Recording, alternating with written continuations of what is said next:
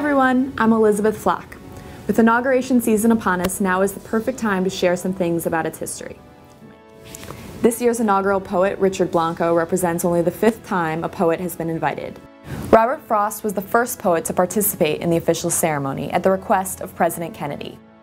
Frost prepared a special poem just for the inauguration called Dedication, but when the time came he could not read the poem because of the sun's glare. So he improvised and recited an older poem he had memorized, The Gift, outright. But Frost's problems didn't end there. The poet concluded by dedicating the poem to, quote, President-elect Mr. John Finley, a Harvard scholar, misstating Kennedy's name. Birds have also had a difficult time on inaugurations. For fear of being disgraced on his big day, President Nixon spent thousands treating the inaugural parade route with a bird repellent called Roost No More. Nixon feared his open-top limousine would become a repository for bird droppings. But the move was a little too effective, with dead birds lining the parade route as a result.